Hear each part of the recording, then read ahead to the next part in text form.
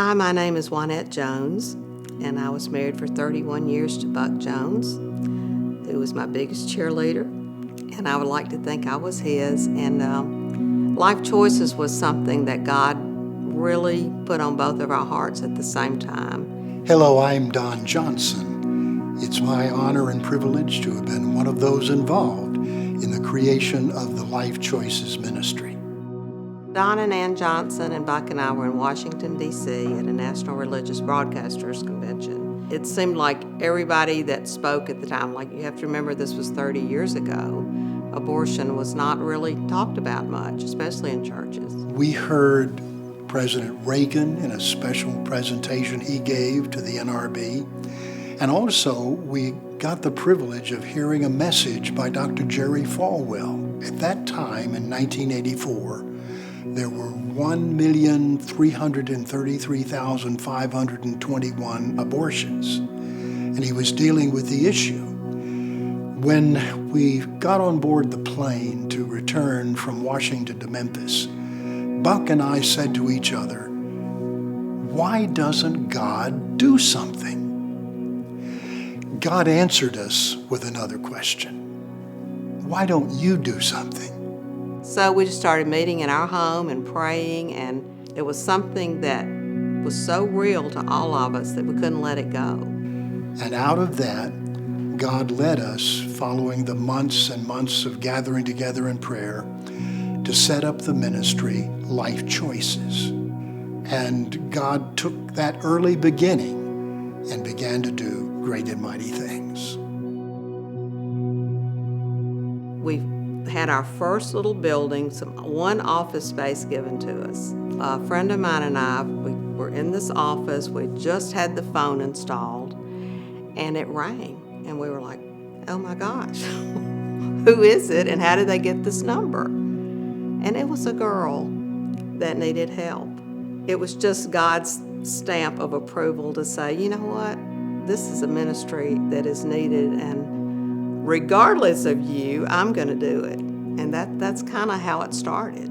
We've had times when in the bank we had $17, but we knew that God was going to provide for our needs, and He did. The first year, really, that we were meeting and planning, we decided we needed a fundraising banquet. Central Church, which was way out on Winchester at the time, gave us the space to have it, and 300 people showed up. We were like blown away. And we invited ministers from this surrounding area. We presented what we were doing. We presented the need that was growing in our city. And we said, here are ways that we want to solve the problem and address the matter. Dr. Adrian Rogers, who was outstanding in every way. He was not only a leader in his church, he was a leader in this entire Mid-South area. And he spoke up and said, after what I've heard today, I am faced with a choice.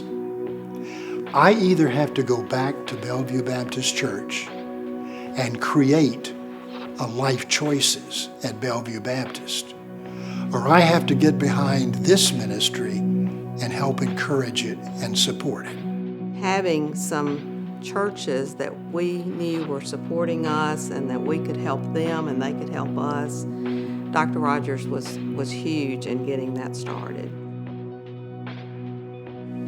There was a time when I was serving as the chairman of the board of directors, and I told our directors that people in this area were betting on Life Choices. Their bet was which would come first, the building of a Life Choices Center or the return of Jesus Christ. And so I challenged the board that now was the time to move in that direction. The big, huge thing was when we were given the land on Covington Pike, and that wonderful facility has been built, which has become a medical facility, and ultrasounds and things that we didn't even know to ask or think.